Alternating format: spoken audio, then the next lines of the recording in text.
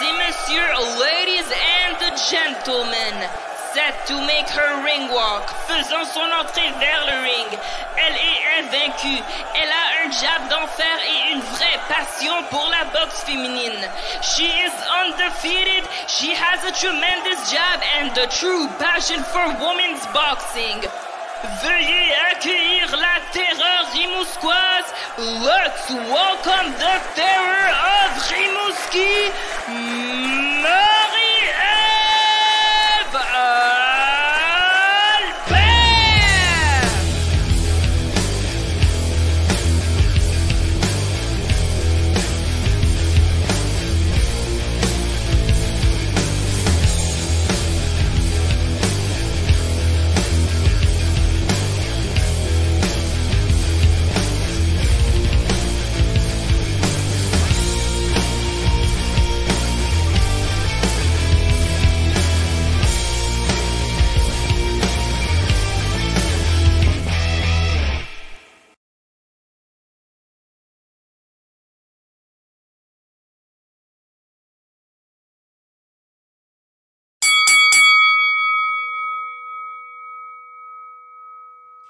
En direct de panne d'électricité, mais malgré tout, elle est toujours aussi rayonnante. Marie-Ève Albert, aux couleurs de Noël, tu es déjà prête pour le réveillon, tu es maquillée, tu as mis ta plus belle robe. J'ai fait un méchant effort, Laurent, parce que moi, en vrai, je suis le vrai Grinch. Maintenant, il y en a d'autres qui diraient que c'est eux, mais c'est moi. Mais c'est pour ça que tu as le teint vert un peu. Exact. Marie-Ève, tantôt, là, avant de commencer le podcast, je réfléchissais beaucoup en déjeunant, puis je voulais te témoigner quelque chose. Le gala des prix Gémeaux, là, ils ne font plus de distinction entre les hommes et les femmes maintenant. C'est comme ça, on est très 2022. Je veux te dire que moi, 2022, malgré le succès de ton podcast, c'est peut-être ça qui est arrivé dans ma tête. Moi, je ne vois plus vraiment de distinction entre la boxe féminine et la boxe masculine. Je vois juste la boxe. C'est sûr qu'on est pris avec le 2 minutes. Là. Ça, c'est des règles gouvernementales. Puis, tu sais, nos gouvernements ont d'autres choses à penser que de changer, de voter pour un règlement là, quand tu attends 26 heures dans les urgences puis qu'il n'y a pas de climatiseur, il n'y a pas de chaufferette dans les écoles. Je pense qu'ils sont obligés d'ouvrir les fenêtres en plein hiver. Ils s'occupent moins de passer une loi pour changer de 3 à 2 minutes. Mais c'est ça que je voulais te dire. C'est l'année où, sans dire que la boxe féminine, c'est démocratisé. Moi, dans ma tête, je ne fais pas de différence. Tu sais, je vois un combat puis je fais « Waouh, quel combat! » Je m'assois devant la TV. Je ne me dis pas « Je vais m'asseoir » malgré que c'est de la boxe féminine. Tu sais, on fait ça avec les Alouettes. Tu invites ton ami. Là, ton ami va venir écouter les Alouettes malgré que ce n'est pas la NFL. Moi, dans ma tête, là, on est exactement au même niveau. Même que la boxe féminine, des fois, on dirait qu'elle est en avance parce qu'elle me donne les combats que je veux, elle me donne des tabarouettes de spectacles en 2022. On a eu une méchante année de malade cette année. Moi aussi, j'aime pas ça dire le mot boxe féminine. J'aimerais ça dire boxe tout court. À la fin 2023, je te dirais, on pourra reprendre ce débat-là parce que j'ai hâte de voir si 2023 va être sur la même lancée que 2022. Si oui, ça va donner le temps beaucoup à ce que tu dis. Entre autres, tu n'as pas tort, hein? Il y a beaucoup de gens qui commencent à arrêter de faire la distinction. Entre autres, j'ai vu les top, tu sais, tout le monde sort ses top 3, ses top 10, tout ça, ses awards, là, ses prix. Il y a des gens qui ont donné Taylor Serrano comme le meilleur combat de l'année. Boxe tout court, ça commence, là. Ben moi, j'aimerais que ce soit ça. Dans ma tête, c'est ça aussi. Moi, j'aimerais qu'on inclue Claressa Shields dans les top livre pour livre, puis qu'on la mette, mettons, deuxième derrière Naoya Inoue, parce qu'elle a fait exactement la même chose que Inoue est en train de faire ou que Lomachenko faisait à l'époque, qui avait unifié 3 catégories de poids, je pense, en 10 combats, mais Shields aussi avait fait la même chose. Et elle aussi, elle a ses 2 médailles olympiques, pareil comme Lomachenko. Moi, je grimace un peu parce que j'aime pas bien ça, les top livre pour livre. Là. Non, mais personne n'aime ça. Parce que je trouve pas ça logique. Non, je sais, c'est une science qui est très inexacte, mais à la limite, moi, je vais aimer les livres pour la publicité que ça amène aux boxeurs, mais tu as raison. Il y a un côté marketing beaucoup à ça. Il y a un côté aussi, c'est quand même intéressant de les consulter parce que ça donne le ton un peu de ce que la plupart des gens, des experts pensent. Mais bon. Mais je suis d'accord avec toi. Je pense qu'on a beaucoup avancé cette année. Puis si les gens font encore une distinction, tranquillement mais sûrement, mais même assez rapide, je ne peux pas dire tranquillement mais sûrement, cette année, ça a été à la vitesse grand V où on a considéré les boxeuses comme des boxeurs, comme dans le sport de la boxe en général, pas dans le sport de la boxe féminine. On allait dire quelque chose qui n'a pas de bon sens, mais tu sais, à une époque, les gens allaient aux toilettes pendant les combats féminins. Je te dirais qu'en 2023, je pense que les gens vont aller aux toilettes pendant le combat masculin après, puis ils ne voudront plus manquer les combats féminins. On en parlera parce qu'il y a eu des grands combats. Allons-y. Allons-y, on va commencer avec nos grands moments et nos souhaits. Écoute, je vais te laisser énumérer quelques grands moments. Il y en a eu. Il y a eu beaucoup d'unification complète. J'imagine que ce sera ça qui va être contenu dans tes grands moments. Oui et non, parce que moi, je me suis laissée aller un peu avec le côté émotif, parce qu'on peut le faire de côté très logique, puis analyser tous les grands combats qu'il y a eu, les unifications et tout ça. J'ai certaines affaires que j'ai considérées, mais j'ai décidé de me laisser aller avec un côté un peu plus émotif et personnel pour choisir quelque chose qui, à moi, m'a particulièrement plu. Fait que, bien entendu, je commence avec Taylor Serrano. Pourquoi? Ben parce que dans ma tête, c'est un des grands combats de l'année en boxe tout court. C'était spectaculaire comme combat. On a eu de tout là-dedans. Les filles étaient, je veux dire, c'était parfait comme setup. C'était parfait. C'était magnifique. On a eu de la belle boxe technique, mais aussi de la puissance. Ça a été vendeur. Même les ring walks étaient tripants. C'est pas compliqué. C'était le Madison Square Garden. Toute la ville de New York fêtait. C'était spectaculaire. J'ai pas le choix de le mettre. Mais moi, je veux dire, pour un combat de l'année, il t'en a pas parlé, mais c'est tout le temps mon critère numéro 1. Il faut que le momentum ait switché un moment donné. Il faut que ce soit un peu comme historique. Et après 5 rondes, on pensait que Serrano était en train de balayer quasiment le combat. Et là, Taylor s'est installé, est allé chercher ce qu'il fallait pour gagner ce combat-là, mais gagner par la plus courte majorité, mais la plus courte marge, ce qui fait que la revanche est à peu près la seule chose qu'on veut voir avec les deux filles. Fait que je trouve que tout est parfait là-dedans. Puis la revanche est déjà installée pour 2023. Tu n'as aucune idée comment je me suis sentie privilégiée de pouvoir être là sur place, de vivre la ville de New York, parce qu'il y avait un vibe partout dans la ville. C'était pas juste au Madison Square Garden puis les événements, il y avait des affiches partout. Tout le monde parlait de ça. Tout le gratin était en ville. Bref, pour moi, c'est un des 3 moments. Je te dirais Question, s'agit-il du premier combat où les deux filles font 1 million et plus aussi? Genre, il y a comme on peut rajouter ça à l'histoire. Oui, c'est la première fois que des deux côtés, on a 1 million. On a eu d'autres combats cette année, entre autres Shields Marshall, qui ont atteint ce montant-là, mais ça a ouvert la voie à peut-être une tendance que j'ose espérer. Quand tu as des gros combats, tu as les meilleurs qui s'affrontent, c'est très vendeur d'un point de vue marketing aussi. Ils méritent, ces filles-là, leur part du gâteau, c'est sûr. Avant, on voyait ces conditions-là, mais l'argent ne venait pas avec. Là, ça vient. C'est comme un nouveau chapitre en boxe féminine. Écoute, je dirais. T'en as parlé. Donc, Shields Marshall, c'était l'autre méga combat de l'année en boxe féminine.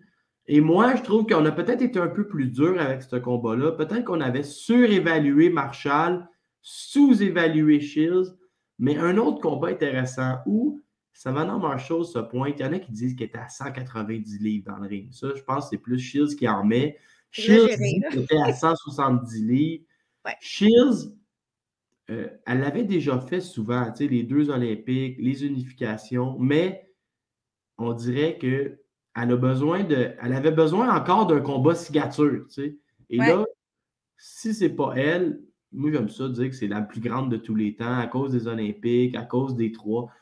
Écoute, elle livre la marchandise quand c'est le temps, elle carbure au défi. Et Marshall, je trouve qu'elle en fait quand même assez pour obtenir un combat revanche où elle pourrait faire des ajustements. Je ne sais pas sans dire l'autre combat, tu veux absolument une revanche, mais peut-être le fait qu'il n'y a pas énormément de compétition dans ces catégories à 154, peut-être. Moi, je renverrais Shields puis Marshall une deuxième fois, ça vaut la peine.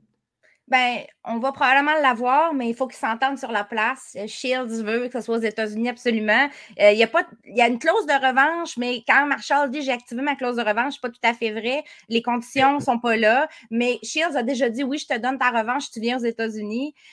Marshall elle voudrait le faire en Angleterre, mais en vrai, c'est parce que son coach Peter Fury ne peut pas voyager aux États-Unis. Là. On va se le dire honnêtement. Là. Bref, à suivre, mais c'est quelque chose qu'on devrait. Je ne suis pas sûre qu'on va le voir en 2023, par contre. Mais les conditions seraient là pour une revanche. Un autre moment, pour moi, un autre moment important là, cette année que je chéris beaucoup, Laurent, bien sûr, c'est Kim Clavel qui a gagné son titre contre Yesenia Gomez. Oui, c'est vrai qu'il y a peut-être d'autres moments en boxe féminine mondiale qui pourraient égaliser celui-là, mais pour moi, qui était là, qui connaît Kim, le droit d'y aller dans la cour. C'est quelque chose qui est important pour la boxe au Québec, je trouve. Pour nous, ici, localement, ça donne énormément de visibilité. Kim est partie sur une lancée après ça. Je m'attends que 2023 pour Kim va être énorme. J'ai trouvé que le combat aussi entre Yesenia Gomez et Kim, c'est le combat féminin de l'année au Canada. Il y avait une certaine rivalité, animosité entre les deux, pas de haine, par exemple, on ne tombe pas dans ces eaux-là, mais quand même, on a vu une Kim différente arriver à la pesée, un peu plus émotive. J'ai aimé voir ce que j'ai vu. Kim mais moi, j'ai trouvé qu'elle était peut-être tombée un peu dans un piège, mais ça n'a pas paru dans le ring. Elle est tombée dans le piège du trash talk d'avant-combat où l'adversaire a accusé son équipe de vouloir créer des reports. Mais je pense que Kim, elle va grandir de ça et elle va comprendre que c'est ça la boxe. C'est comme, j'aime ça des fois faire des liens avec la boxe masculine. C'est comme Steven Butler qui tombe dans les émotions à son 40e combat parce que son adversaire, il rit de son surnom. Mais là, Kim, il va falloir qu'elle s'habitue. Je pense qu'elle le sait. Là. Oui, les adversaires dans les combats de championnat du monde et tout, on mousse l'événement, on fait beaucoup de conférences de presse. À un moment donné, ce ne sera pas toujours doux, les commentaires. Là. Puis là, elle avait réussi un peu à y jouer dans la tête, mais sur le ring, ça n'a pas paru. Grande performance. Et Kim, moi, je l'ai nommé boxeur de l'année parce que j'ai joué sur le gala des prix Gémeaux qui ne joue plus avec les sexes. Puis, je suis rendu dans un monde où moi, il n'y a que la boxe. Il n'y a plus de distinction. Kim, c'est bien mérité de toute façon. Hein? Le meilleur boxeur au Québec cette année. Même, écoute, pour l'impact qu'elle a eu aussi, c'est vraiment, elle a comme une génération de jeunes fans aussi qui la suivent. Elle a beaucoup de jeunes filles. Souvent, on va entendre parler « Ah, toi, Laurent, tu as un podcast de boxe. » Ah ouais. Moi, ma fille, elle aime Kim Clavel. On va beaucoup entendre ça. Les bénéfices de ce que fait Kim présentement, dans 10 ans ou dans 5 ans, on va les voir encore plus. Présentement, on ne les mesure pas, mais dans 5 ans puis dans 10 ans, on va les voir vraiment. Je ne sais pas si on va encore exister, Laurent, toi et moi, dans 5 ans et dans 10 ans, mais si oui, on pourra dire, regarde, on le savait que ça allait être ça. Je ne veux pas te faire peur, mais maintenant, avec YouTube, tu es éternel. Il y a des gens qui vont écouter Marie-Ève Albert dans 200 ans. Et Kim aussi, ce qui est intéressant, c'est son positionnement envers 2023 parce qu'il y a une ceinture qui est vacante dans les 4. Il y a une Bermoudaise qui va peut-être remettre la main sur un titre, qui a toujours montré de l'intérêt à unifier contre Kim. Tout est là, on va avoir... Il y a même une possibilité avec Senissa Estrada ou Yokasta Valle, les deux peuvent monter à 108 livres à la fin de l'année puis affronter Kim si elle a unifié d'ici là. Donc, les possibilités, il y en a plein. Il faut juste passer quand même le cap. Il ne faut pas trop s'éloigner, puis il faut passer le cap de Jessica Neri-Plata. C'est dans 2 semaines et demie. Il ne faut pas s'éloigner de ce but-là, puis après ça, on parlera de l'année. On fera une autre émission. On fera une autre émission en janvier là-dessus. Est-ce que tu as d'autres grands moments avant de passer à nos souhaits? J'en ai un quand même. Je voulais souligner la performance, le gros comeback de Terry Harper. Parce que pour moi, ça a été décisif. Terry Harper, à même date l'année passée, elle venait de se faire knocker solide debout par Alicia Baumgartner. Elle perdait son titre à 130 livres. Après ça, elle a monté à 135, ça faisait. Mais quand elle a annoncé qu'elle montait à 154, tout le monde a ri d'elle. Tout le monde a ri d'elle, tout le monde a dit ça n'a pas de bon Même moi, sens. j'ai ri, Pio. Non, mais tout le monde, on a tout dit, ça n'a pas de bon sens. Elle va aller contre des filles qui sont énormes. Elle va se faire, elle a le menton fragile. On a tout dit ce qu'on avait à dire. Sauf qu'elle nous a tout fait mentir parce qu'elle est allée gagner contre une championne legit en Anna Rankin. Qui est une fille qui est tough, qui était costaude, qui était grande. Fait elle nous a tous fait mentir. Puis elle termine l'année avec le titre WBA à 154 livres. Elle avait aussi le titre IBO. Qu'on a vu entre Mary Spencer et Femke, c'était un titre vacant que Harper avait gagné à Rankin puis qu'elle avait laissé vacant après. Moi, bravo parce que sincèrement, personne n'aurait vu ça venir. Moi, c'est mon comeback de l'année, Terry Harper, toutes catégories confondues. Elle a été spectaculaire parce qu'elle l'a faite d'une belle manière. Elle a vraiment bien boxé Rankin. Elle paraissait à l'aise à son nouveau poids aussi. Mais là, tu parles de Terry Harper, tu parles de son nouveau poids, et moi, tout de suite, j'ai envie de mettre une brique dans ta discussion, parce que j'ai mon mur à l'arrière. L'avocat de Eye of the Tiger Management, Anthony Runman, était à la convention WBA et était bien au fait des discussions entre Harper et Jonas qui n'aboutissent pas. Bien sûr. Et lui, il était convaincu, il en a parlé aux journalistes, que Terry Harper est sur le point d'abandonner son titre à 154 livres pour aller chercher des opportunités à 147, où, bien sûr, il va être plus à l'aise et plus près de son poids. Et c'était ce qu'on visait pour Mary Spencer contre une aspirante qu'on allait nommer là, pour le combat de championnat. Donc, moi, ma question, c'est tu dis qu'Harper est confortable à 154, mais dans le mois prochain, tu vas probablement nous dire qu'elle s'en va à 147. Oui, mais peut-être pas finalement. Et là, ben, je vais faire un grand détour, OK? Plus tard, on va le voir dans les sujets. Probablement qu'Herman va affronter Cecilia Braekhus pour le titre vacant. On verra tantôt ce qui est arrivé avec Braekhus. En fait, pas vraiment. Laurence, depuis ce matin et hier, les discussions sont entre Braekhus et Terry Harper. Alors, il y a bien des affaires qui peuvent se passer. Mais ça, c'est un sujet de tantôt de Braekhus. Yes, on en reviendra. OK. Est-ce qu'on passe à nos souhaits? Ou dans les grands moments 2022, mais moi, je voulais te parler du combat entre Michaela Mayer et Alicia Bobgarner, même si c'était une demi-finale, ils nous avaient tellement bien vendu ça avec les deux filles qui menaçaient quasiment de s'entretuer d'un face-à-face. On est tombé dans les insultes, même un peu sexuelles. Ils en ont mis pour vendre le combat et ils ont livré aussi dans le ring. Et moi, c'est un peu ce que je vais surveiller en 2023. J'ai hâte de voir comment Michaela Mayer va rebondir, elle, qui est une superstar de la boxe féminine, et comment Bob Gardner, qui vraiment boxe avec sa force de frappe, là, c'est quelqu'un qui lance des coups, parfois va lancer des coups uniques, mais le fait très bien, met beaucoup de pression. J'ai hâte de voir comment ces deux filles-là vont rebondir parce qu'ils appartiennent clairement mais moi, je les vois appartenir au top 5 de la boxe féminine. T'aimes pas ça, les livres pour livres, mais ils sont au sommet de la pyramide. Moi, mon souhait, Laurent, cette année, juste pour te dire, on finit l'année avec un paquet de championnes undisputed. Hein? On a eu Chantel Cameron, on a eu Jessica McCaskill, bon, qui est tout à fait undisputed, mais ça, on en reparlera tantôt. Clarissa Shields, Franchine Cruz-Dezern, toutes des filles qui sont undisputed, qui ont été undisputed cette année. On est aussi, il y a 3 championnes qui sont à une ceinture d'être undisputed. On parle d'Alicia Baumgartner, Amanda Serrano, Natasha Jonas présentement. Donc, mon souhait, c'est qu'on continue un peu dans cette lancée-là parce que c'est les combats, on veut voir les combats des meilleurs contre les meilleurs.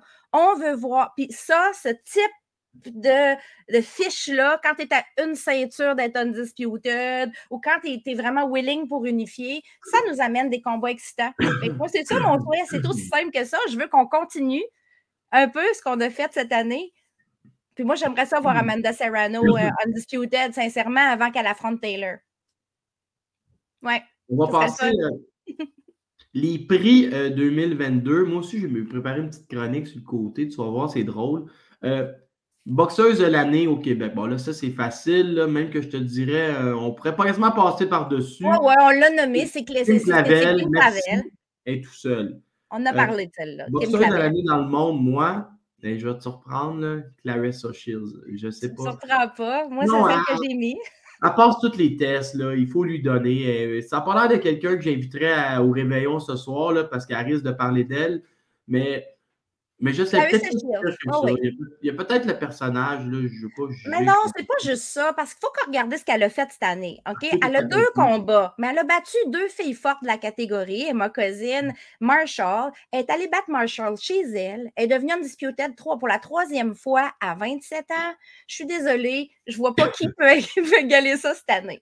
Elle est géniale, elle est géniale, puis elle a même été... Elle a même été agressive dans le combat. Tu sais, des fois, on peut, mettons, lui reprocher de faire que de la contre-attaque, mais là, non, elle était agressive. Elle est parfaite. Recrue de l'année dans le monde. Après ça, je te lancerai mes prédictions puis mes résultats à l'international. Je veux t'entendre sur la recrue de l'année dans le monde. Bien, ça a été très difficile pour moi de choisir. Parce que j'ai Sky Nicholson qui a fait énormément de combats et qui a été quand même bonne, mais je lui ai préféré Béatrice Ferreira. Pourquoi? Parce que Béatrice Ferreira, moi, quand je parle de recrue, OK, ma définition de recrue, c'est quelqu'un qui a fait son début pro puis qui a performé. Moi, c'est comme ça que je le vois. Mais il y en a qui vont dire peut-être un prospect, mettons, quelqu'un qui a vraiment bien fait avec peu de combats. Moi, mettons que je pars de l'idée que tu as fait ton début pro cette année. Béatrice Ferreira a beau avoir fait 2 combats seulement, elle les a fait en 1 mois. Elle a boxé un combat à 3 minutes par round. Elle a affronté 2 adversaires vraiment sérieuses. Elle les a mis au tapis les 2. Elle a fait tout bien. Je pense que cette fille-là va avancer très vite. Très, très, très vite. Et c'est mon coup de cœur du côté des recrues. Elle a surpassé Sky. Mais je vais donner une mention spéciale à notre petite Canadienne, Alexa Skubicki, parce que elle a commencé contre des Journey Women. Mais elle a réussi à faire 2 victoires de suite après ça, ces 2 derniers combats contre des filles avec des fiches positives qui avaient quand même un bon classement. Et elle a réussi à monter très rapidement dans le classement des poids mouches. Alors, elle aussi, on n'en parle pas beaucoup, on la connaît moins, mais chapeau à elle, je trouve qu'elle mérite. En tout cas, c'est ma prospect canadienne de l'année aussi. Ah oui, moi, je vais te surprendre avec une autre prospect au Canada tantôt. Je sais que tu vas me dire. Combat de l'année dans le monde. Pas Shields Marshall, mais Serrano Taylor. Ouais, c'est ça. On en a parlé déjà, j'en ai parlé tantôt, puis c'est ça. OK. Mais là, je vais me prêter, OK, au même exercice, mais au Québec. Bon, là, enjoy. Vas-y. C'est sûr, là, boxeuse de l'année, c'est Kim Clavel, OK? Là, moi, je t'invente une catégorie. Okay? Vas-y. Moi, je t'invente ma propre catégorie. Tu vas voir, c'est très niché, OK? Je vais te nommer une boxeuse qui, dans ma tête, j'ai quasiment le goût, tu vas t'en découvrir vite c'est qui, là. À une époque, Eye of the Tiger va signer Brie Holling. Ils vont annoncer Brie Holling comme une future championne du monde. Ensuite, ils vont amener Mary Spencer et elle va avoir tous les projecteurs sur elle. Pendant ce temps-là, pendant la COVID, il y a une fille là, qui était la première à rentrer au gym, la dernière à sortir. C'est la seule personne qui, a commencé la COVID, mettons, elle avait 14% de taux de gras. Elle l'a fini à 8 taillés au couteau avec des nouveaux poumons. Hein. C'est une machine de guerre. C'est devenu une athlète d'élite pendant la COVID. Et là, elle a 3 victoires cette année. Elle est rendue 10e sur BoxRec, si tu vas voir dans sa catégorie de poids. Elle passe tous les tests qu'on lui amène. Rappelle-moi le nom. Sa 2e adversaire était quand même d'assez bon niveau. Il me semble Léla était 44e. Son adversaire était 9e sur sa 2e victoire. Je n'ai pas noté. Oui, c'est Fanny Franco, je pense. Exact. Elle a 3 victoires en 2022. Et non, elle a 5 victoires en 2022. En tout cas, elle est rendue 10e sur BoxRec. Elle passe tous les tests qu'on lui amène. Elle est toujours en shape. Je rajouterais, Laurent, 10e sur BoxRec, mais 11e WBA, puis les classements de décembre ne sont pas sortis. Ouais, fait qu'on parle de quelqu'un qui, moi je vais te le dire, là, quand elle a passé chez les pros, est-ce que tu te rappelles l'histoire, comment elle passe chez les pros? Antonin lui dit, on va te donner un combat d'essai. Camille et Stéphane, ils marchent en arrière au centre Vidéotron. Il dit, c'est qui elle, Antonin? C'est une jeune boxeuse, elle veut passer pro, tout. Là, Camille lui parle, il la trouve sympathique. Donne-lui un contrat de 3 ans. Il était de bonne humeur, tu sais. Puis là, c'est le même qu'elle passé pro. Dans le fond, on n'estimait pas que Léla Baudouin avait le potentiel pour aller jouer dans le top 10. Et là, elle est dans tous les top 10. Elle passe à travers la compétition. Elle est vraiment... Exactement. Elle Elle est bonne aussi avec les médias. Tout, on la voit aller. Je vous le dis, on ne l'attendait pas. Ça se peut qu'elle se rende. Elle va se rendre. Progression de l'année. Pas dans le sens que, ben, 5, là, tu m'as surpris, c'est 5, c'est pas 3. Oui, elle a gagné 5 combats. La progression sur BoxRec, l'entrée dans les classements, elle passe à travers les tests. Léla, va-t'en au réveillon à soir avec le sourire et le menton haut parce que tu mérites ta tourtière et ton pâté à dinde. Elle était fabuleuse. C'est aussi mon étoile montante québécoise, canadienne de l'année. J'ai pas sorti mes prix canadiens encore. Je les sors la semaine prochaine, mais elle est dans mes choix. Elle est dans mes gagnantes. Là, je te donne une autre catégorie. Recrue de l'année, mais je te fais une prédiction. À la fin de 2023, cette fille-là va être super proche des combats de championnat. Pourquoi? Parce que, là, Léonard, il n'aime pas ça quand je suis négatif, mais son promoteur a de moins en moins de boxeurs. Si vous avez suivi l'actualité cette semaine, il y en a un autre qui a, son œil est probablement fini. Okay? Il y a des retraités, il y a du monde qui font de la radio. Ça va prendre quelqu'un, il y a un contrat au casino avec 6 combats, okay? Avec 6 galas.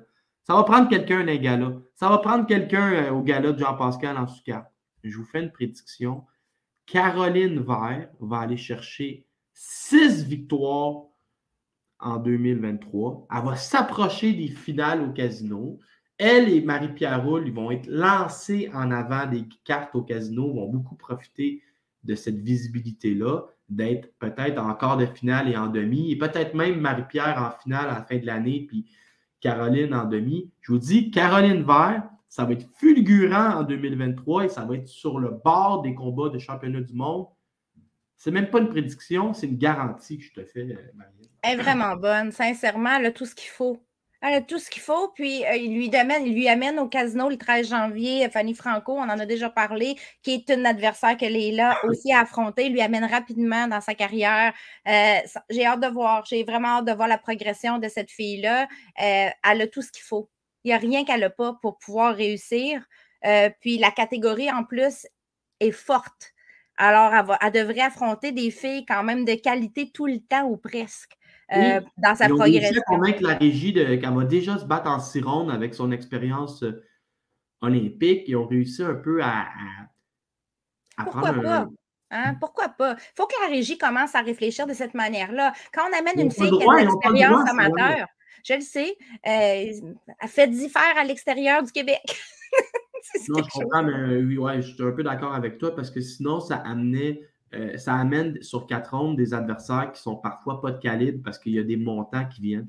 Oui, les meilleurs choix ne viennent pas à 4 rondes, même 6 rondes. Et Caroline Vert, on va gagner aussi à apprendre à la connaître en entrevue puis ces choses-là. C'est quelqu'un qui est fascinant. Tu sais, c'est quelqu'un c'est une Française qui est venue ici pour un traitement pour sa mère qui était malade, qui va tomber en amour avec le Québec. Tu sais, il y a toute une histoire qu'on va...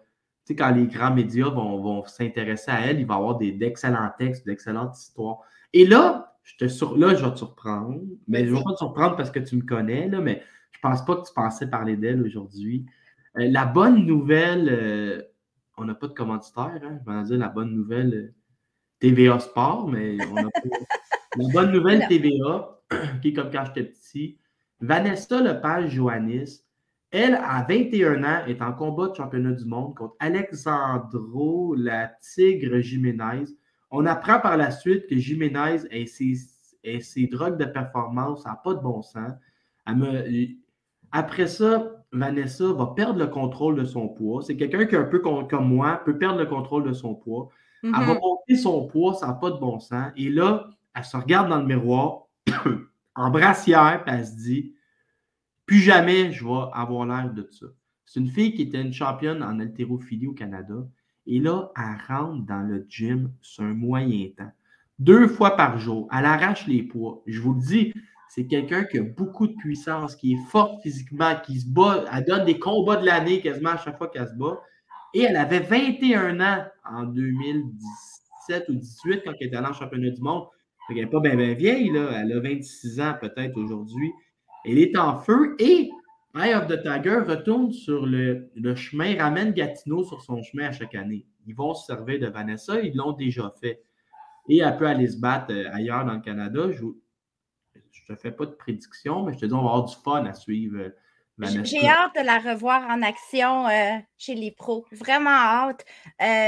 J'ai pas eu la chance de la connaître un peu comme toi, tu la connais, mais j'ai fait des recherches. Puis je trouve qu'elle a tellement, tu sais, dans les catégories où elle potentiellement peut se battre, il y a de la place. Il y a de la place. Si elle a le talent, il y a de la place pour elle. Les filles, il y avait un moment donné, quand elle était 4e, je pense, sur BoxRec, il y avait dans le top 5, il n'y avait personne en dessous de 50 ans. Tu sais, il y avait comme vraiment quelque chose d'étrange. Il y avait des Gwendolyn O'Neill, puis du monde de 52, 53 ans. Oui. Il y a de la place, là, présentement. Il y a de la place. Puis il y a des bonnes boxeuses qui sont là aussi.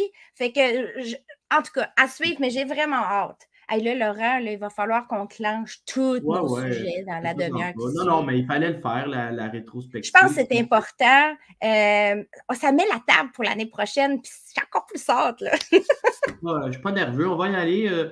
On n'a pas le choix. Il y a un cheval dans la salle de bain. On n'a pas le choix d'en parler. Soirée coûteuse pour Mary Spencer. En gros, Mary Spencer est favorite à 12 contre 1. C'est un peu la soirée où on veut l'accomplissement de gagner le titre WBO. Et là, il arrive Frankie Herman. Et là, je veux juste prendre 10 secondes. Là. Je sais qu'on est en retard, mais il y a beaucoup de gens qui, après le combat, cherchent à comprendre la défaite de Spencer, qui disent les gens n'ont pas fait l'effort d'écouter le combat contre Savannah Marshall.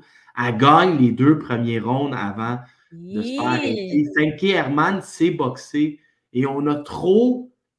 C'est facile là, le lendemain. Je ne veux pas faire mon génie. Le lendemain, c'est très facile.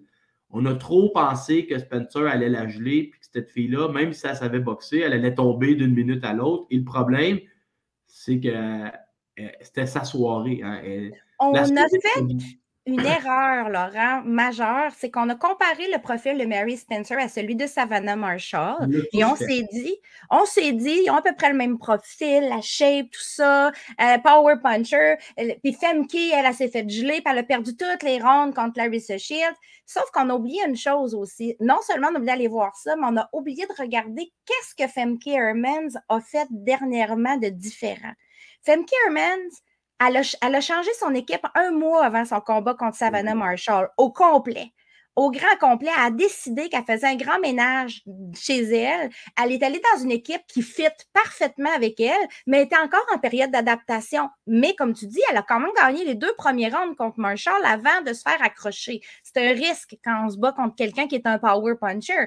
Quand tu veux boxer ces filles-là, tu te mets en risque. Elle s'est fait accrocher, mais depuis, elle a progressé énormément. Deuxième chose, elle a décidé, Femke Hermans, de descendre de poids. Et ça, c'est important. Je vais juste arrêter pour te ramener au premier point. Je ne sais pas si tu as vu le texte de Régent Tremblay.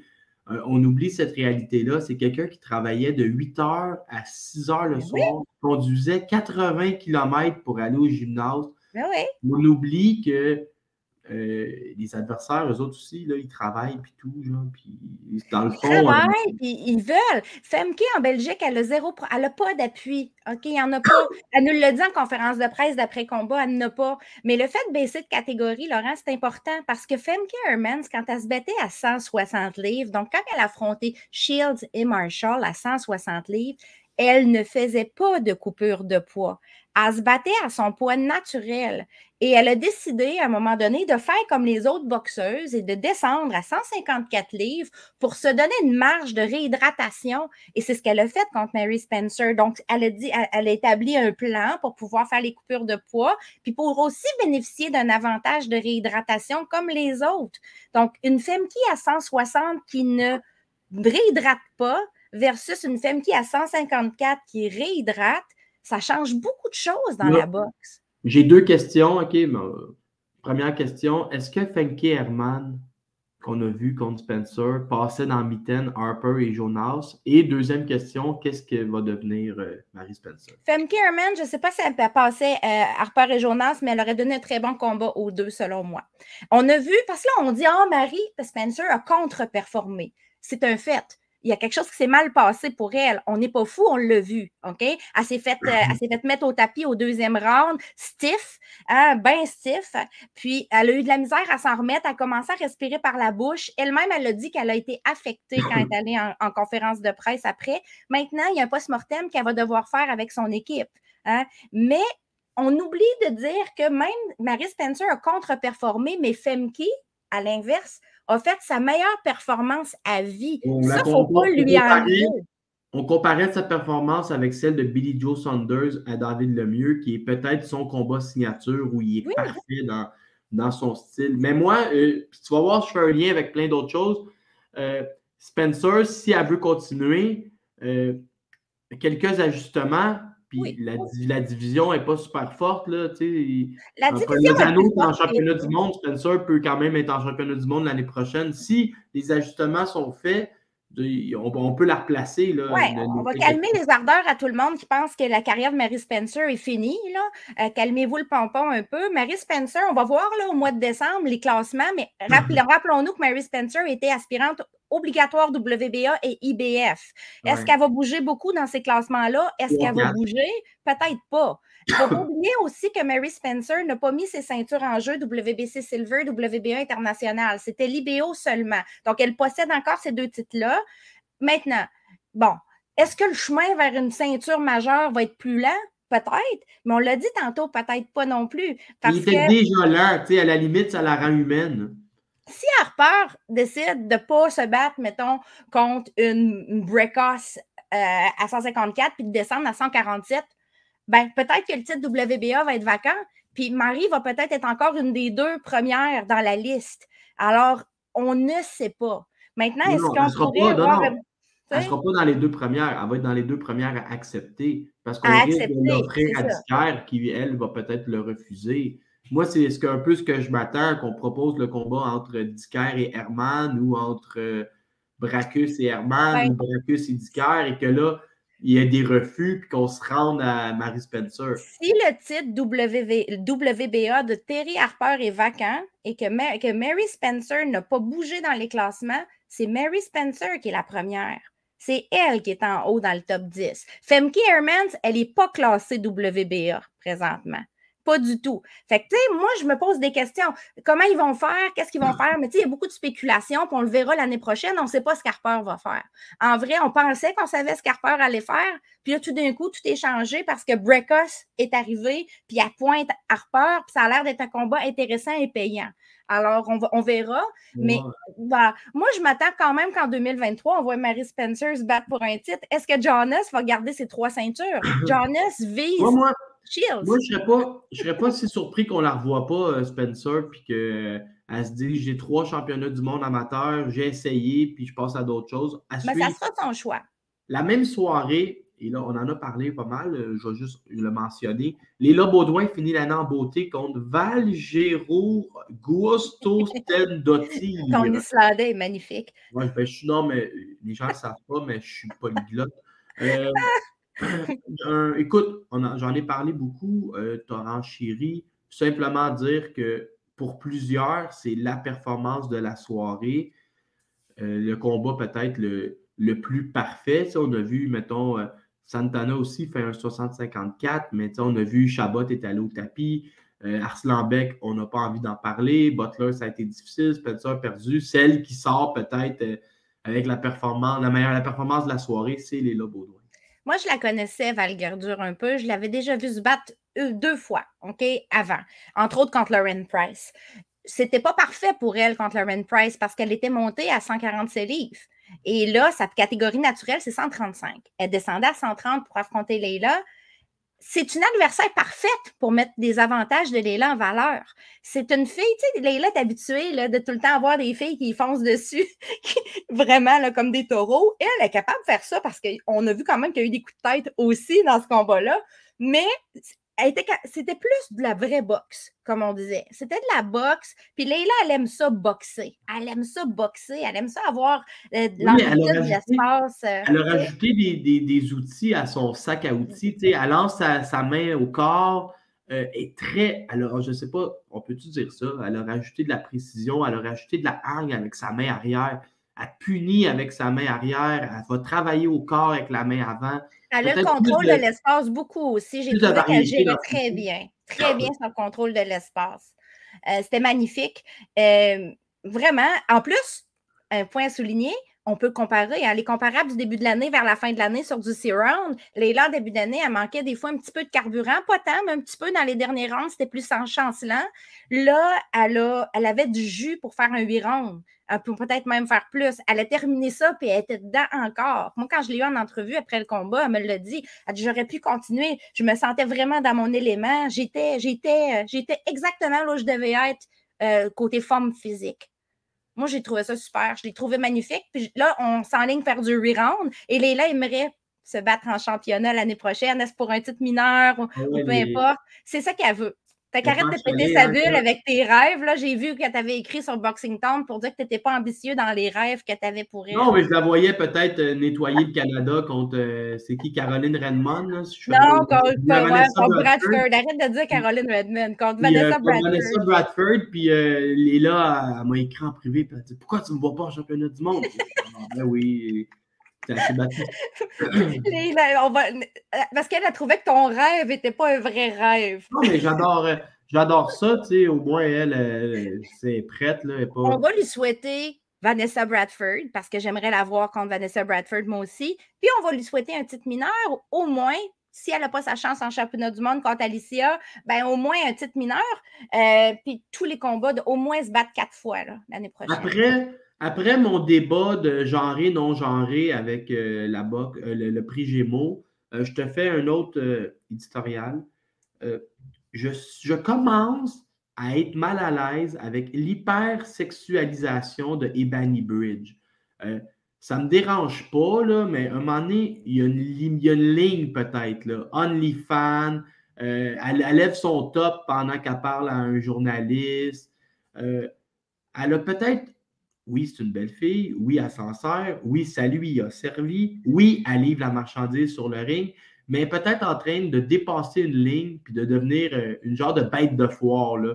Ebanie Bridge a perdu le contrôle de sa poitrine, mais elle boxe très bien. Non, je ne sais pas. Je trouve à un moment donné, elle trop vouloir en faire. Je vais te donner mon opinion de femme, OK? Moi, je trouve ça bien que quelqu'un puisse boxer et être sexy en même temps. Ça, c'est pas là le débat. Non. Maintenant, je comprends ton point parce qu'on est arrivé dans un weigh-in, cette fois-là, à la pesée, avec un kit carrément transparent et même si ça ne dérange pas les messieurs et les madames d'un certain âge, ça reste qu'un weigh-in, c'est public, c'est à l'heure du midi et ça a dérangé un peu de zone. On va se le dire. Ça a dérangé de zone. J'ai su qu'il y avait eu un petit peu de friction parce que probablement que de zone n'était pas au courant que c'était ça le kit puis tout ça. Ça reste une émission qui est cotée pour tous, une pesée. Alors, peut-être qu'ici, il y a un petit peu d'abus dans le type de vêtements, je te dirais. Maintenant, j'en ferai pas probablement qu'on n'ira pas plus loin que ça. Là. Je ne vois pas comment on peut aller plus loin. La folie, hein? En lutte, il y a une fille qui s'appelle Mandy Rose qui gagnait comme 250 000 $ par année. Elle a pris des photos nues avec la ceinture de championnat qui cachait ses parties intimes. Ils l'ont mis dehors pour utilisation de la ceinture. Elle a parti OnlyFans, puis elle fait par semaine ce qu'elle gagnait par année. Il y a comme des montants à aller chercher pour Ebanie Bridge ou pour d'autres athlètes professionnels qui sont à des années-lumière de ce qu'ils gagnent dans leur sport. Fait que ça devient moindrement que tu as envie de faire de l'argent ou de, je sais pas, d'en mettre de côté pour tes vieux jours. C'est comme si toi, Marie-Ève Albert, on gagne à peu près 800 $ par année de commandite. Puis je te dis que tu peux le faire par jour sur OnlyFans. Peut-être que tu seras en train de faire des photos coquines. Mais tu sais, OnlyFans, je veux juste spécifier que ce n'est pas que des photos coquines. La preuve, c'est qu'Andy Ruiz aussi est là-dessus. Puis ça m'étonnerait qu'on ait autre chose que ça craque de fesses tatouées. Bref, je l'ai dit. Si on parle un peu du combat, on ne va pas le décrire au complet. Il y a eu un knockout en fin de combat, au 8e round, d'Ebanie sur sa grande ennemie Shannon O'Connell. C'était un magnifique knockout, mais plein de haine. Hein? On voyait que c'était une boxe émotive. Il y avait de la haine pendant les 7 premiers rounds. À la fin du premier, Ebanie, elle se fait connecter, puis elle part un peu en arrière. Elle aurait pu tomber. Hein? Elle est passée proche, elle est au tapis. Là, je fais wow, Shannon O'Connell est là pour vrai. Mais là, Ebanie, elle reprend son souffle dans le coin. Et là, elle lance des coups. Elle avait de la méchanceté. Elle me faisait penser à German Bad Intention Taylor. Elle avait de la mauvaise intention derrière chacune des mains arrière, puis elle faisait mal à O'Connell.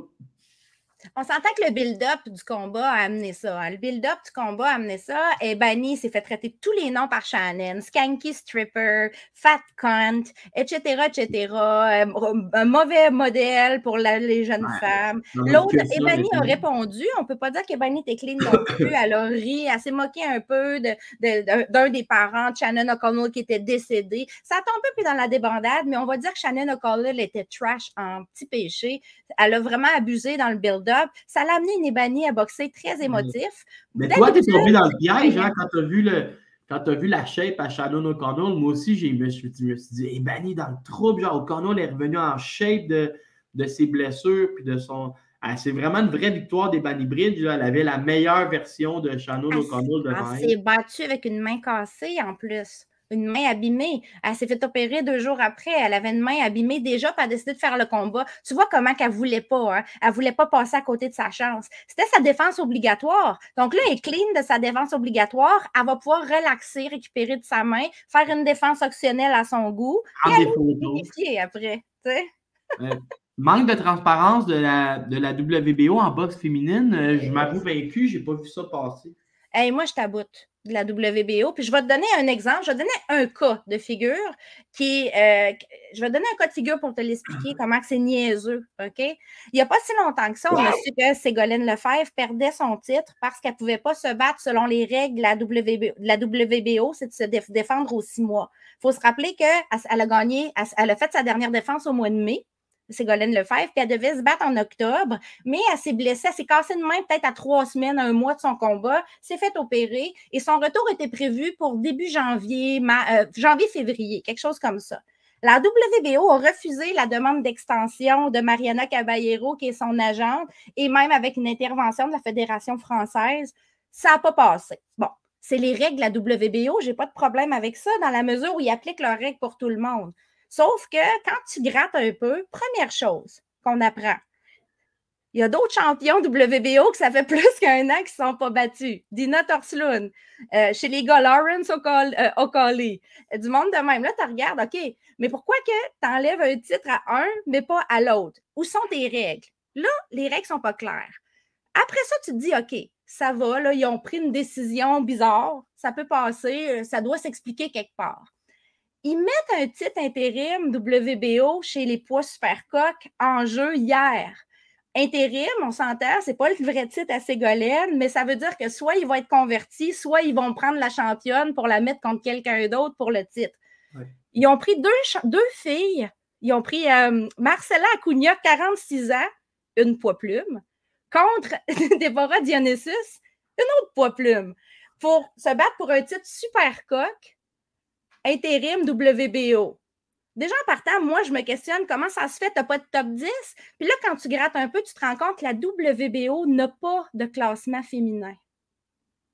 Encore, ils ne veulent pas en avoir. Non. Il y a un journaliste québécois qui m'a écrit cette semaine puis qui me dit, je suis en train de faire un papier avec les classements de toutes les filles puis tout. Je travaille fort. Il dit, Laurent, il est où le classement de la WBO? J'ai dit, je pense qu'ils n'en ont pas. Puis là, on a gratté ça. Il y en a un caché.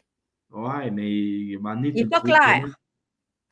Il n'est pas clair. C'est sûr qu'il y en a un parce qu'il décide qui c'est qui est aspirant et qui peut se battre. Mais il n'est pas public. Fait que moi, là, en partant, j'ai un problème que 2 poids plumes se battent pour un titre super coq quand on n'a même pas le classement. Ça veut dire que les autres, quoi, les vrais poids super coq ont tous refusé. Faites-moi pas croire que des filles comme par exemple, une Ellie Scotney a refusé de se battre pour un titre. Mais je vais être ultra plate avec toi, là, mais je ne suis pas supposé te dire ce que je vais te dire, là, mais j'ai des contacts en boxe, disons, des juges ou des arbitres qui, à chaque année, se payent la croisière WBO. Il y a comme une croisière. Et oui, c'est la convention. Si tu es présent sur la croisière, mais tu dis une convention, mais c'est plus proche d'une croisière où le monde tripe. C'est un party! Si tu es présent à la croisière et que tu soupes avec les bonnes personnes et tout, en tant que juge ou arbitre, tu as des meilleures chances d'être appelé pour les grands combats à l'international. J'imagine que si tu grattes un peu, les 2 promoteurs des filles que tu viens de nommer étaient sur la croisière en train de manger.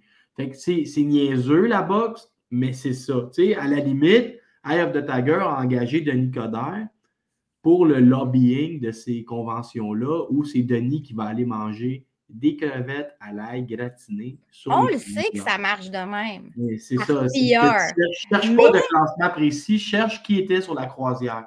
Mais c'est poche pour les gens. Moi, je trouve que c'est pas correct qu'il n'y ait pas de classement féminin public. C'est un vrai problème parce que maintenant, après ça, ça spécule. On peut tout spéculer. Hein? Tout se spécule. Là, j'ai entendu une rumeur pour le titre de Ségolène, mais j'ai rien de confirmé. Comme quoi, c'est une boxeuse inactive depuis 2 ans qui aurait un shot dessus contre la gagnante d'hier. C'est Dionysus qui a gagné contre Marcela Cunha. Donc, j'ai aucune preuve, fait que je ne dirais pas de nom, mais ça reste que c'est ça pareil. Pendant croisière, toi, tu as le teint pâle, hein? Mets de la crème solaire si tu pars entre Noël et le jour de l'an. Nouveau sujet, Nina Hughes surprend Jamie Mitchell et repart avec le titre WBA des coqs. Jamie Mitchell avait battu Shannon Courtney l'année passée pour son titre, puis elle avait juste défendu contre Skelly une fois, Carly Skelly une fois, qui était une boxeuse de 4-0 ou quelque chose comme ça. Puis elle avait défoncé Carly Skelly, puis on se disait comment ça se fait que la championne affronte des adversaires de 4-0. C'est bizarre. Là, elle s'est reprise avec une fille qui était encore 4-0, Nina Hughes, pour sa défense optionnelle de ceinture. Et elle s'est faite pincer. Elle s'est faite outboxer par la fille de 4-0. Nina Hughes, 40 ans, une British, qui vient de signer chez Matchroom. Elle a signé après sa victoire, bien sûr. Écoute, je ne sais pas quoi dire. Est-ce que Jamie Mitchell était surestimée? Est-ce qu'elle a sous-estimé l'adversaire? Est-ce que c'est un bad day at work, comme on dit? Nina Hughes, c'est elle qui est repartie avec le titre. Jamie Mitchell n'a jamais défendu cette ceinture-là contre un top 10. C'est ça. Cette ceinture-là passe de main en main sans cesse. On se rappelle que Shannon Courtney l'avait perdu sur la balance face à Jamie Mitchell. Elle n'avait pas fait le poids. Le titre était devenu vacant et Mitchell avait gagné le combat pour repartir avec. Courtney avait fait un combat juste avant contre Ebony Bridges, qui n'était pas nécessairement la mieux classée de la catégorie non plus. Je ne sais pas ce qui va arriver avec ce titre, mais je m'attends à ce que Nina Hughes peut-être pourrait unifier contre Ebony Bridges à son retour. Les deux sont chez Matchroom. Ça serait très facile à organiser et Nina Hughes est pressée. Elle a 40 ans. Si elle veut faire un statement en boxe, il faut qu'elle essaie d'unifier rapidement. Elle n'a pas 10 ans devant elle pour le faire. Parfait. Le prochain sujet m'intéresse particulièrement et je l'ai même un petit peu étudié. Yokasta Valley surprend... c'est un aller-retour de 105 à 108. Oui, c'est ça. Un aller-retour. Là, ce qui est chaque association a ses règlements. À la WBO, il y a 2 règlements. Si tu abandonnes un titre, exemple à 160 livres, et que tu montes à 168, tu es nommé aspirant obligatoire de la nouvelle catégorie que tu choisis. Ça, c'est un règlement qui est propre à la WBO. Dans leurs autres règlements, tu ne peux pas détenir, je vais y aller avec une semaine, tu ne peux pas détenir plus d'1 semaine 2 ceintures dans 2 divisions différentes. Fait que Yokasta Valley est monté à 108 livres, a dépouillé Evelyne Bermudez de la WBO, mais était championne des 105 et a choisi de demeurer à 105 parce que je crois qu'elle aura un super fight contre Isenesia Estrada.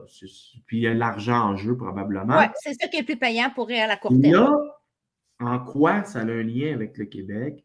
Et on s'est comme fait titiller qu'on pensait que c'était ça. Moi, je m'attends à ce que la WBO, avide de frais de sanction, dise à Yvon Michel, paye les frais de sanction, puis on rajoute cette ceinture-là au combat entre Kim Clavel et Neri Plata, conditionnellement peut-être à ce que ce soit la première des 3 ceintures qui soient ensuite défendues contre une aspirante. Tu sais, ils vont peut-être faire un package de conditions, là, ça va négocier. Il y a plein de choses qui peuvent arriver. Déjà, Laurent, c'est 2 titres qu'elle a gagnés. Bermudez avait aussi l'IBF. Mais Donc, j'ai elle a nommé gagné, celle qui elle était les a laissés les deux. Elle a fait le même move, mais avec les deux titres. Elle a abandonné l'IBF et le WBO de 108 livres après les avoir gagnés. Grosse victoire d'ailleurs. On a vu physiquement que Yokasta Valle était tough en petit péché. Elle était en forme. C'est ça qui a fait la différence. C'est la longévité dans le combat. Elle a toujours boxé égal, Yokasta, mais Bermudez, elle a pogné des downs. Là. Maintenant, pour Kim, si Kim, est-ce que ça va arriver? Est-ce qu'on va avoir une troisième ceinture de rajouter? C'est possible. Je présume qu'Yvon Michel a tenté le terrain. On pensait que c'était ça la grosse nouvelle pour plusieurs de la semaine passée, mais dans le fond, Yvon Michel a annoncé que Kim allait être sur ESPN. Beaucoup s'attendaient à ce qu'on annonce un troisième titre, probablement le WBO, qui est plus facile à rajouter que lui de l'IBF et qui est moins contraignant aussi. Ce qu'il faut comprendre, c'est que la IBF est plus rigoureuse et ils ne donneront pas le titre. Ils vont probablement essayer d'avoir un éliminatoire. Je ne sais pas qui tu vois, là, qui se battrait pour ce titre-là. Mais... Je m'attends à revoir Bermudez se battre pour son propre titre laissé vacant, un peu comme Marie-Ève Dicker s'est battue pour son propre titre laissé vacant. Est-ce qu'on ramène Jessica Pop dans l'histoire? Peut-être Jessica Pop. Il y a quelques boxeuses qui pourraient aller affronter Bermudez. La japonaise? Peut-être. Tsunami. Peut-être. Mais maintenant, pour le titre WBO, là, présentement, il faut comprendre qu'il y a deux titres vacants. WBO, IBF. Est-ce qu'on va en avoir un de rajouté d'ici 2 semaines, d'ici 2-3 semaines? Peut-être. Sinon, qui va avoir une chance de se battre pour ces titres-là? Est-ce qu'il pourrait être rajouté sur le prochain combat de la gagnante du 13 janvier? C'est possible. Parce qu'on sait que peut-être que Kim Clavel, si elle gagne, va devoir faire une revanche contre Yesenia Gomez. Il n'y a rien de clair là-dedans. On pensait que c'était clair. Là, ça ne l'est plus vraiment. Ils ont l'air de faire un éliminatoire WBC du côté de la WBC. Est-ce que Gomez pourrait tomber justement dans un éliminatoire ou dans un combat pour la IBF numéro 2? Tu sais, la IBF refuse de donner... pour le titre WBC, là, un éliminatoire WBC, c'est ce que je pense. Mais ça va bouger parce que 2 titres vacants, là, ça donne faim à beaucoup de monde. Hein. Fait que qui Kim va devoir affronter pour être si elle gagne contre Neri Plata, qui Kim va affronter pour la suite? Est-ce que ça va être Bermudez? Est-ce que ça va être Tuti Bop? Clairement, Kim va targeter, va viser ces ceintures-là.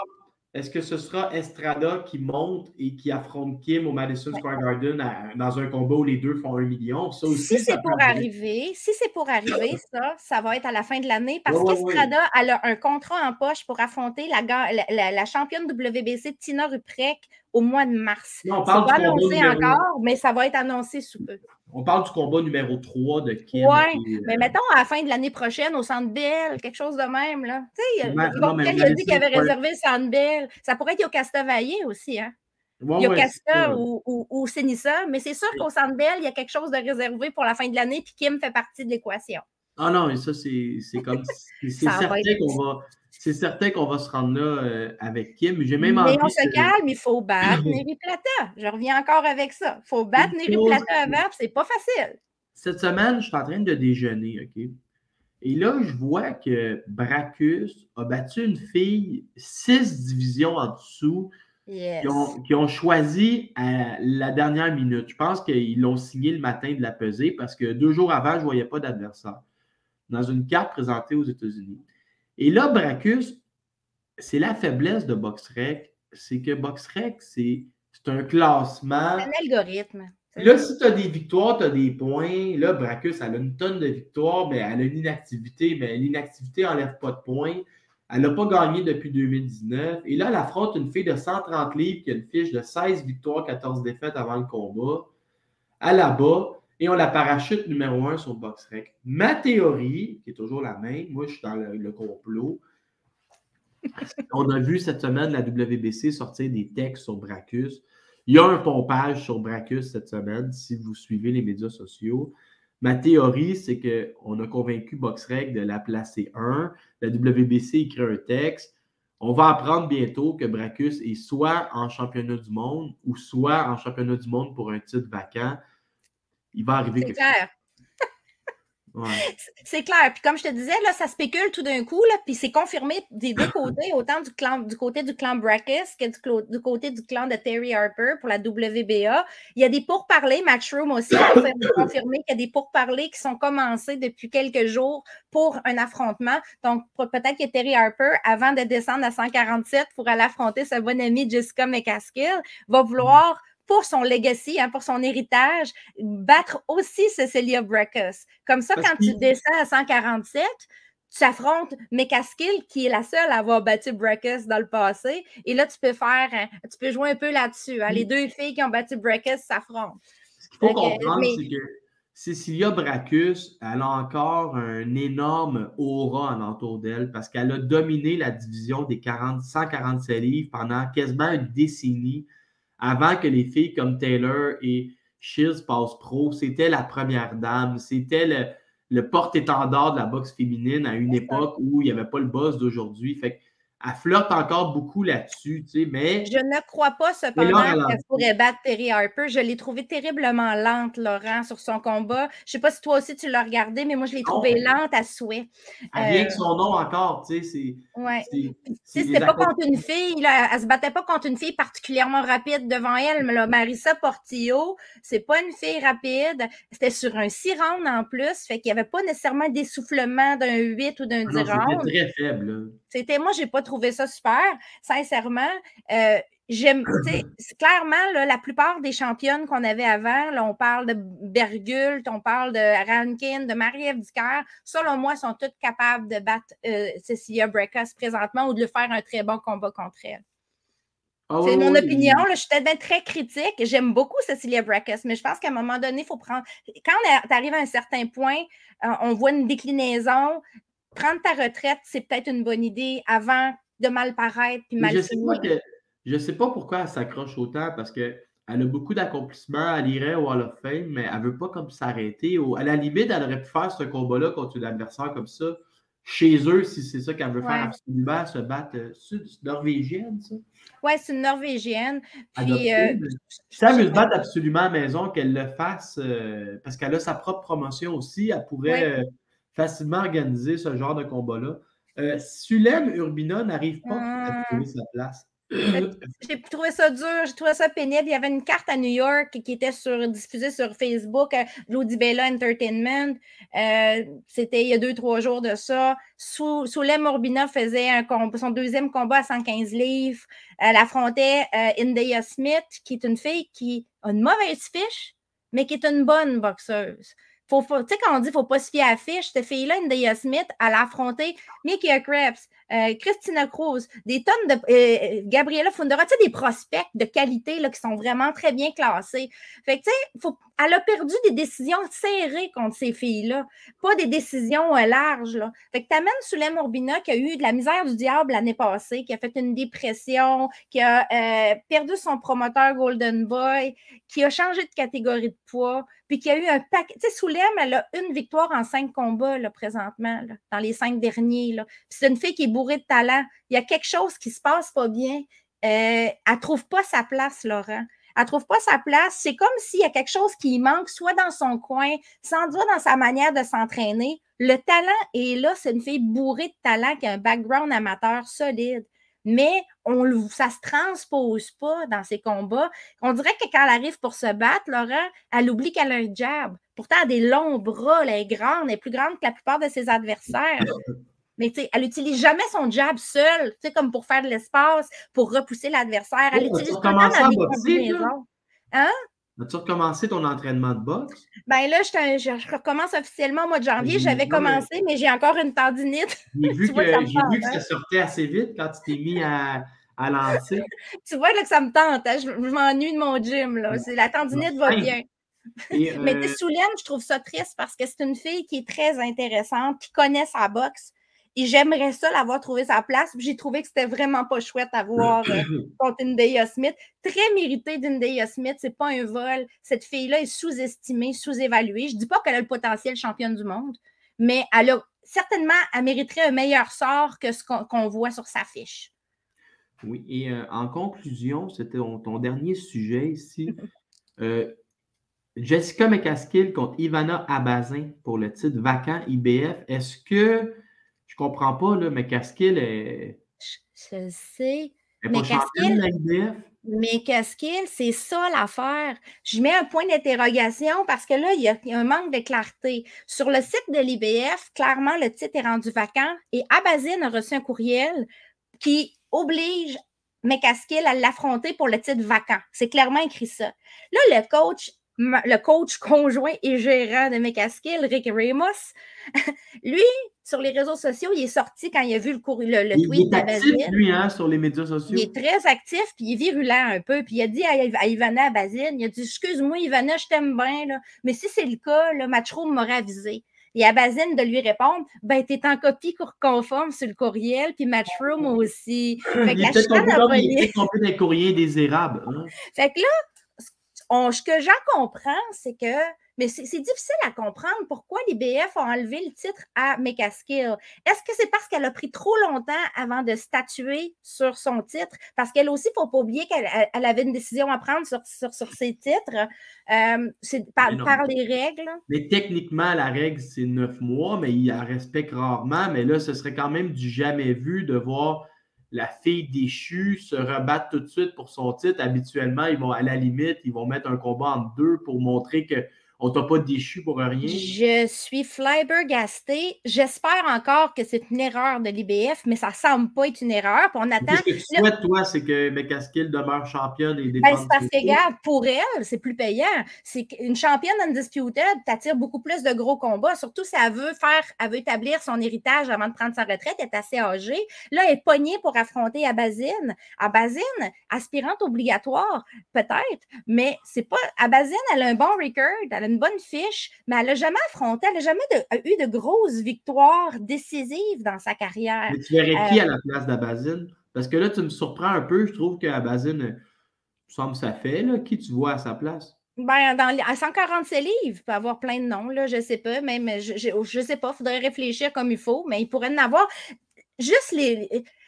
Abazin, il ne faut pas oublier qu'elle a juste fait un combat depuis qu'elle est revenue. Hein. Puis elle a descendu à 147 livres, elle était à 154, même 160.